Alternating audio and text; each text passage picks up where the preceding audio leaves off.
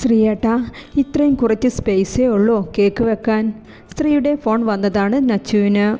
ഇവിടെ ഇത്ര കുറച്ച് സ്ഥലമേ ഉള്ളൂ നച്ചു. നിൻ്റെ മനസ്സിൽ എനിക്കൊരു സ്ഥാനവുമില്ല. പിന്നെയാ കടയിൽ. നച്ചു അതിനിടയിൽ പിറുപിറുത്തു.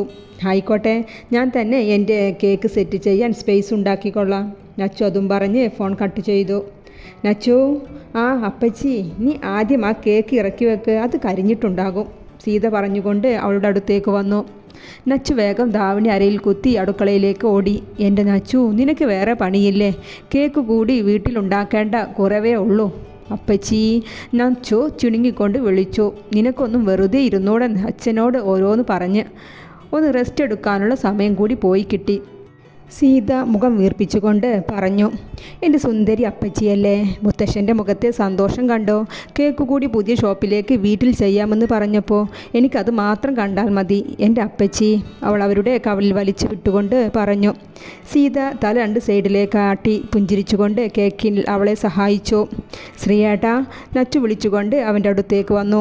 ശ്രീയേട്ടാ, എന്താ ഇത് ചെയ്തത്? അവൾ ലാപ്ടോപ്പ് തുറന്ന് അവൻ്റെ മുന്നിലേക്ക് വന്നു. നച്ചു, പ്ലീസ്, മുത്തശ്ശൻ്റെ അടുത്ത് നിന്ന് ഒരുപാട് കേട്ടു, ഇനി നിൻ്റേതു കൂടി കേൾക്കാൻ വയ്യ, പ്ലീസ്. അവൻ കൈ കൂപ്പിക്കൊണ്ട് അവളോട് പറഞ്ഞു. നല്ല മനുഷ്യനാണല്ലേ, തെറ്റ് ചെയ്തിട്ട് അത് അംഗീകരിക്കുക പോലുമില്ല. അവൾ ഇടുപ്പിൽ കൈകുത്തി ചോദിച്ചു. ഞാൻ എന്തേ ഇപ്പോൾ ചെയ്തേ? നോക്കൂ, ഞാൻ ഈ ഡിസൈൻ അല്ലേ അയച്ചു തന്നേ, എന്നിട്ട് എന്താ ചെയ്തേ? അവൾ മുഖം കൂർപ്പിച്ച് കൊണ്ട് പറഞ്ഞു. അതോ? അവനൊന്ന് തപ്പിത്തടഞ്ഞു. അത് പിന്നെ മുത്തശ്ശൻ തന്ന ബഡ്ജറ്റിൽ ഇത്രയേ പറ്റിയുള്ളൂ ചെയ്യാൻ. കേക്ക് വെക്കാനുള്ള സ്പേസ് മുത്തശ്ശൻ സമ്മതിച്ചതാണല്ലോ. അവൾ കണ്ണുകൾ വിളർത്തിക്കൊണ്ട് പറഞ്ഞു. എനിക്ക് നിൻ്റെ മുത്തശ്ശൻ്റെ ബിസിനസ്സും താല്പര്യമില്ല, നിൻ്റെ കേക്ക് ബേക്കിങ്ങിലും, അവൻ പറഞ്ഞുകൊണ്ട് അവൻ്റെ പണിയിലേക്ക് ശ്രദ്ധിച്ചു. എനിക്കറിയാം നിൻ്റെ താല്പര്യം എന്തിലാണെന്ന്. അവൾ കൈകെട്ടി അവനെ ഒന്ന് നോക്കി. മൈ ഡിയർ സ്റ്റാർ, ഏട്ടൻ എന്തെല്ലാം പണി ചെയ്ത് ക്ഷീണിച്ച് വന്നിട്ടല്ലേ നൈറ്റ് ഷോക്ക് ഒന്നു പോകുന്നത്? അവൻ അവളെ സോപ്പിട്ടു. ഞാൻ ഇപ്പോഴേ പറയാം, രാത്രി ഇനി ഡോർ തുറന്നു തരില്ല. ഞാനും അത് നിർത്തി. അവൾ തിരിഞ്ഞു നടക്കാൻ നിന്നതും അവൻ അവളുടെ കയ്യിൽ പിടിച്ച് തൻ്റെ നേർക്കും തിരിച്ചു നിർത്തി. പോക്കറ്റിൽ നിന്ന് 500-ൻ്റെ ഒരു നോട്ട് എടുത്തു. ഇതാ ഡോറിൻ്റെ കീ. അവൻ അതും പറഞ്ഞ് അവളുടെ കണ്ണിലേക്ക് തന്നെ നോക്കി കയ്യിലേക്ക് വെച്ചു കൊടുത്തു. അവളും അവനെ തന്നെ നോക്കി നിന്നു. അവൻ അവളുടെ മൂക്കിൻ്റെ തുമ്പിൽ ഒന്ന് തട്ടി. Bye bye dear. അതും പറഞ്ഞ് മുറിക്ക് പുറത്തേക്ക് നടന്നു. നച്ചു ഒരു പുഞ്ചിരിയോടെ അവൻ പോകുന്നതും നോക്കി നിന്നു. പിന്നെ അവൻ്റെ റൂമിൽ വലിച്ചു വാരിയിട്ടതെല്ലാം അടുക്കി പെറുക്കി വെച്ചു. രാത്രി നച്ചു അത്യാവശ്യം സൗണ്ടിൽ പാട്ട് കേട്ട് അവളുടെ പ്രൊജക്റ്റ് ചെയ്തുകൊണ്ടിരിക്കുകയാണ്. ശ്രീ പുറത്തുനിന്ന് അവളുടെ ഫോണിലേക്ക് വിളിച്ചുകൊണ്ടിരിക്കുന്നുണ്ട്. നച്ചു അതൊന്നും ശ്രദ്ധിക്കുന്നുമില്ല. ഡാ ശ്രീ, നിൻ്റെ സ്റ്റാർ ഉറങ്ങിയെന്ന് തോന്നുന്നു. കൂടെ അപ്പുവിൻ്റെ അഭിപ്രായം വന്നു. ശ്രീ അവനെ കൂർപ്പിച്ചു നോക്കി. ഇന്ന് വൈകിട്ട് ഡീൽ ഉറപ്പിച്ചതാണ്. അവൻ 2-3 പ്രാവശ്യം വിളിച്ചുകൊണ്ടിരുന്നു. നച്ചു ഫ്ലാസ്കിൽ നിന്നും ചായ എടുക്കാൻ കൈ നീട്ടിയപ്പോഴാണ് ഫോൺ മിന്നുന്നത് കണ്ടത്. അയ്യോ, ഇന്ന് എൻ്റെ തലയെടുക്കുമല്ലോ ഈശ്വര, അവൾ പറഞ്ഞുകൊണ്ട് ഫോൺ ചെവിയിൽ വെച്ചു. ജനലിനടുത്തേക്ക് വന്നു. ശ്രീ താഴെ നിന്ന് അവളുടെ റൂമിലേക്ക് നോക്കി നിൽക്കുന്നുണ്ടായിരുന്നു. എടി നത്തേ, നീ ഏത് കുഴിയിലായിരുന്നു? അവൻ ഫോണിലൂടെ ചീറി. ഹേയ്, ബിഹേവ് യുവർ സെൽഫ്, അല്ലെങ്കിൽ ഇന്ന് മുഴുവൻ പുറത്ത് നിൽക്കേണ്ടി വരും. അവളും ദേഷ്യത്തോടെ പറഞ്ഞു. പ്ലീസ് മൈ ഡിയർ, ഒന്ന് ഡോർ തുറക്കൂ, എൻ്റെ പൊന്നല്ലേ. അവൻ വേണ്ടുവോളം പഞ്ചസാര ചേർത്ത് പറഞ്ഞു. ഓക്കെ, ഞാൻ ഇപ്പോൾ വരാം. നച്ചുമെല്ലെ താഴേക്കിറങ്ങി വന്നു. ഹാളിൽ എത്തിയതും ലൈറ്റ് ഓണായി. അവളൊന്ന് പരുങ്ങി നിന്നു. അമ്മാവാ, അവൾ വിളിച്ചുപോയി. സുദേവ് അവളെ ഒന്ന് കൂർപ്പിച്ച് നോക്കി പുറത്തേക്കുള്ള ഡോർ തുറന്നു. ശ്രീ സുദേവിനെ കണ്ടതും നച്ചുവിനെ ഒന്ന് നോക്കി. എന്നാൽ അവൾ താൻ ഇവിടെ ഒന്നുമില്ല എന്ന ഭാവത്തിൽ മുകളിലേക്ക് നോക്കുകയാണ്. മുത്തശ്ശൻ്റെ റൂമിൽ നച്ചു ഒരു സൈഡിലും തലയും താഴ്ത്തി നിൽക്കുന്നുണ്ട്. ശ്രീ മറ്റൊരു ഭാഗത്തും. സീതയും സുദേവും അവിടെയുള്ള സോഫയിൽ ഇരിക്കുന്നുണ്ട്. മുത്തശ്ശൻ കട്ടിൽ ചാരിയിരിക്കുന്നു. എവിടെയായിരുന്നു നീ ഈ പാതിരാത്രി വരെ? സുദേവിൻ്റെ ചോദ്യം വന്നു. അത് അച്ഛാ, എൻ്റെ ഷോപ്പിലെ വർക്ക്. വേണ്ട ശ്രീ, നിർത്തിക്കോ. എനിക്കറിയാം നീ സെക്കൻഡ് ഷോക്ക് പോയതല്ലേ. നിന്നെ പോലത്തെ ഒരുപാട് കള്ളന്മാരെ ഞാൻ കോടതി മുറിയിൽ കണ്ടിട്ടുണ്ട്. കണ്ടതു തന്നെ, കേസില്ല വക്കീല്. അവൻ പിറുപിറുത്തു. നച്ചു, നീ പറയ്. അപ്പച്ചിയുടെ വിസ്താരം തുടങ്ങി. അത് അപ്പച്ചി. നച്ചു ശ്രീയുടെ മുഖത്തേക്ക് ഒന്ന് നോക്കി പറയാൻ നിന്നതും ശ്രീ മുത്തശ്ശൻ്റെ അടുത്തേക്ക് ചെന്നിരുന്നു. മുത്തശ്ശ, ഇത്രയും ദിവസം ഞാൻ ഒരു റെസ്റ്റും ഇല്ലാതെ ഓടി നടക്കുന്നില്ലേ? നാളെ പുതിയ ഷോപ്പ് തുറക്കുന്നതിൻ്റെ കാര്യങ്ങളിൽപ്പെട്ട് തിരക്കിലായതാണ് സത്യം. അവൻ മുത്തശ്ശൻ്റെ കാല് തടവിക്കൊണ്ട് പറഞ്ഞു. പോയാട്ടെ എല്ലാവരും, എനിക്കുറങ്ങണം. മുത്തശ്ശൻ അതും പറഞ്ഞു നിവർന്നു കിടന്നു. ഓരോരുത്തരായി റൂമിൽ നിന്ന് പുറത്തേക്ക് നടന്നു. പോകുന്ന പോക്കിൽ ശ്രീ നച്ചുവിനെ ഒന്ന് കൂർപ്പിച്ചു നോക്കി. നച്ചു അവളുടെ റൂമിലേക്ക് വന്നതും ശ്രീ അവളെ വലിച്ച് ബെഡിലേക്ക് ഇരുത്തി. താ, എൻ്റെ 500 രൂപ താ. ഏത് 500? നച്ചു അറിയാത്ത പോലെ കിടക്കാൻ നോക്കി. അവൻ അവളുടെ പുതപ്പ് വലിച്ചു മാറ്റി. നിനക്ക് ഓർമ്മയില്ലേ ഇപ്പോൾ? എന്താ ശ്രീയേട്ടാ, ഞാൻ തുറക്കാൻ വന്നതല്ലായിരുന്നോ? ഓ, തുറക്കാൻ വന്നതല്ലായിരുന്നോ? അവൻ ചുണ്ടും കോട്ടിക്കൊണ്ട് പറഞ്ഞു. ഇത്രയും കൂരനാവല്ലേ കേട്ടോ. ഇത് തന്നെയാ 2-3 പ്രാവശ്യം ട്രൈ ചെയ്തിട്ടും കാനഡയിലേക്ക് പോകാൻ പറ്റാത്തത്, അവൾ പുച്ഛിച്ചുകൊണ്ട് പറഞ്ഞു. തിരിഞ്ഞു കിടക്കാൻ നോക്കി. ശ്രീ അവളുടെ കൈത്തണ്ടയിൽ പിടിച്ചോ എഴുന്നേൽപ്പിക്കാൻ നോക്കിയതും സീത അങ്ങോട്ടേക്ക് കയറി വന്നു. കണ്ടോ അപ്പച്ചി, ഈ ശ്രീയേട്ടൻ എന്നെ പിച്ചുന്നു. അവൾ വേഗം അടവ് മാറ്റി പിടിച്ചു. ഓ, രണ്ടാളും കൂടെയുള്ള കള്ളക്കളി എനിക്ക് മനസ്സിലാവില്ല എന്ന് കരുതണ്ട, സീത ഗൗരവത്തിൽ പറഞ്ഞുകൊണ്ട് അവരുടെ അടുത്തേക്ക് വന്നു. അമ്മൻ്റെ കെട്ടിയോനെ മിസ്റ്റർ സുദേവ് കേസില്ല വക്കീലിനെ പിടിച്ച് കിടത്താൻ നോക്ക്, ശ്രീ പുച്ഛിച്ചുകൊണ്ട് പറഞ്ഞു. അച്ഛൻ്റെ പേരെടുത്ത് വിളിക്കുന്നോടാ, അവനെ തല്ലാനായി ഓങ്ങി. അപ്പച്ചി, ശ്രീയേട്ടനോട് എൻ്റെ റൂമിൽ നിന്ന് പോകാൻ പറയേ. ഓ, ഞാൻ പോവാ തന്നെയാ. നിൻ്റെ റൂമിൽ മാത്രമല്ല, ഈ വീട്ടിൽ നിന്നും എല്ലാവരുടെയും ജീവിതത്തിൽ നിന്നും ഞാൻ പോവുകയാണ്. പോരെ. അവൻ നച്ചുവിനെയും സീതയെയും ദേഷ്യത്തോടെ നോക്കി റൂമിൻ്റെ പുറത്തേക്ക് നടന്നു. അപ്പച്ചി നച്ചുവിൻ്റെ അടുത്തേക്ക് വന്നിരുന്നു. എൻ്റെ കുഞ്ഞെ, ഇങ്ങനെയൊരു ചെക്കൻ.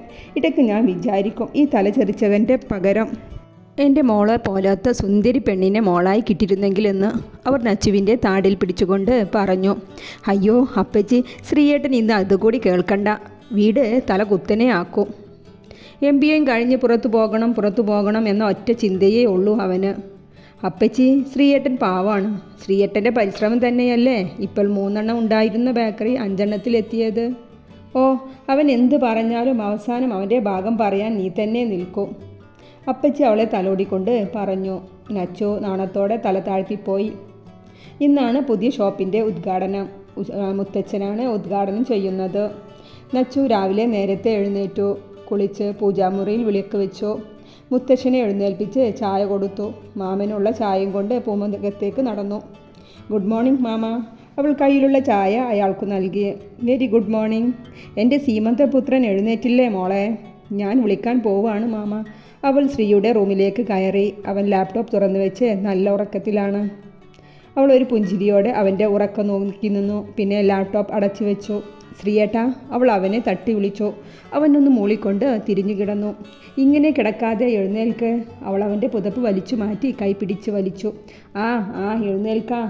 അവൻ എഴുന്നേറ്റ് ബാത്റൂമിലേക്ക് കയറി. മൈ ഡിയർ സ്റ്റാർ, എൻ്റെ ടവലെടുത്തേ. ബാത്റൂമിൽ നിന്നും അവൻ്റെ വിളി വന്നു. നച്ചു ടവലും കൊണ്ട് ബാത്റൂമിൻ്റെ അടുത്തേക്ക് ചെന്നു. അവൻ ഡോർ അല്പം തുറന്ന് പുറത്തേക്ക് തലയിട്ട് നോക്കി. എൻ്റെ കുഞ്ഞല്ലേ, ഏട്ടൻ്റെ ഷർട്ടും പാൻറ്റും ഒന്ന് അയൺ ചെയ്യൂ പ്ലീസ്. മെറൂൺ ഷർട്ടും ബ്ലൂ പാൻറ്റും ഞാൻ അയൺ ചെയ്ത് വെച്ചിട്ടുണ്ട്. അവൾ ചുണ്ടുകൊട്ടി പറഞ്ഞുകൊണ്ട് ടവൽ അവന് നീട്ടി. ദാറ്റ്സ് മൈ സ്റ്റാർ, അവൻ അവളുടെ മൂക്ക് വലിച്ചു വിട്ടുകൊണ്ട് പറഞ്ഞു. ഓ, അവൾ തിരിഞ്ഞു നടന്നു. അവൻ ചുണ്ടിലൊരു പുഞ്ചിരിയുമായി ബാത്റൂം ഡോർ അടച്ചു. അവർ എല്ലാവരും ഒന്നിച്ച് ഷോപ്പിലേക്ക് ഇറങ്ങി. ഉദ്ഘാടനവും കഴിഞ്ഞ് വൈകിട്ടാണ് തിരിച്ചെത്തിയത്. ശ്രീ ലാപ്ടോപ്പിൻ്റെ മുന്നിൽ ഇരിക്കുകയാണ്. നച്ചു അവൻ്റെ അടുത്തേക്ക് വന്നു. ശ്രീയേട്ടാ, ഇത് ആരോടാ ചാറ്റ് ചെയ്യുന്നേ? അതോ? നച്ചു, ഇന്നലെ ഇൻസ്റ്റയിൽ കണ്ടതാ. കാനഡയിലേക്ക് കയറാനുള്ള ഒരു എളുപ്പ വഴി. ഇവൾ അവിടെ വർക്ക് ചെയ്യുക. അവനൊരു ഫോട്ടോ കാണിച്ചു കൊടുത്തു. നച്ചു അതിലേക്ക് തന്നെ സൂക്ഷിച്ചു നോക്കി. ആവശ്യത്തിൽ കൂടുതൽ പൊട്ടിയടിച്ച ഒരു മോഡേൺ പെണ്ണ്. ഒന്ന് മുട്ടാൻ പറ്റിയാൽ രക്ഷപ്പെടും. എൻ്റെ ശ്രീയേട്ടാ, എന്തിനാ ഈ ഷോർട്ട് വടിയൊക്കെ നോക്കുന്നേ? ആ ടെസ്റ്റ് ഒന്ന് എഴുതി നേരെ കയറിക്കൂടെ? അവൾ അവന് ഓപ്പോസിറ്റായി ബെഡിലിരുന്നു കൊണ്ട് പറഞ്ഞു. അവൻ ബെഡിൽ ക്രോസായി കിടന്നു. 2 കൈകളും തലക്ക് പിന്നിലായി വെച്ചു. എന്നാലും എൻ്റെ നച്ചുട്ടി, ഇനി പോലെ ഒരു പൊട്ടിയെ ഞാൻ എവിടെയും കണ്ടിട്ടില്ല. ജർമ്മനിയിലേക്കുള്ള നല്ലൊരു ഓഫർ വന്നിട്ടും അത് വേണ്ട എന്നും പറഞ്ഞ്. അതിന് എനിക്ക് മുത്തശ്ശനെ വിട്ട് എവിടെയും പോകാൻ ഇഷ്ടമില്ല, അതുകൊണ്ട് വേണ്ട എന്ന് വെച്ചു. അവൾ നിസ്സാരമായി പറഞ്ഞു. ശ്രീയേട്ടൻ ഇവിടെ ഏതേലും നോക്കിയാൽ പോരെ? ഓ, നോക്കിയത് തന്നെ. ഇവിടെ 50,000 കിട്ടുന്ന സ്ഥാനത്ത് അവിടെ പോയാൽ 5 ലക്ഷം വരെ ഉണ്ടാക്കാം. നിനക്ക് അതൊന്നും പറഞ്ഞാൽ മനസ്സിലാവില്ല. ശ്രീ നച്ചുവിൻ്റെ തലയിൽ കൊട്ടിക്കൊണ്ട് എഴുന്നേറ്റിരുന്നു. നോക്ക് നച്ചു, നിൻ്റെ ഫ്രണ്ട് ആരെങ്കിലും ഉണ്ടോ പുറത്ത്? എനിക്ക് എങ്ങനെയെങ്കിലും ഒന്നും കയറണം. എന്നിട്ട് ഇവിടെ 25 വർഷം കൊണ്ട് ഉണ്ടാക്കുന്നത് 5 വർഷം കൊണ്ട് ഉണ്ടാക്കണം. ഓക്കെ, എങ്ങനെയുള്ള പെൺകുട്ടിയാണ് വേണ്ടത്? വല്ല കണ്ണുപൊട്ടത്തിയോ വികലാംഗയോ ആരുമായാലും വേണ്ടില്ല. എനിക്കൊന്ന് പുറത്തു പോകണം, അത്രയും മതി.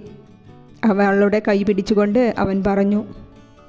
ഓക്കെ ഈ മൂഡൊക്കെ ഒന്ന് മാറ്റാം. ഞാൻ അടിപൊളി ഐസ്ക്രീം ട്രൈ ചെയ്തിട്ടുണ്ട്. വാ എൻ്റെ നച്ചു, നിനക്കിതല്ലാതെ വേറെ പണിയൊന്നുമില്ലേ? അവൻ മുഖം ചുളുക്കിക്കൊണ്ട് പറഞ്ഞു. നമുക്കിതൊക്കെയാ സന്തോഷം മോനെ. അവൾ അവനെയും വലിച്ച് അടുക്കളയിലേക്ക് നടന്നു. കഥാപാത്രത്തെ ഒന്ന് പരിചയപ്പെടുത്താം. കാവുംകാട്ടിൽ തറവാട്. അവിടുത്തെ കാരണവരാണ് ജഗന്നാഥൻ പിള്ള.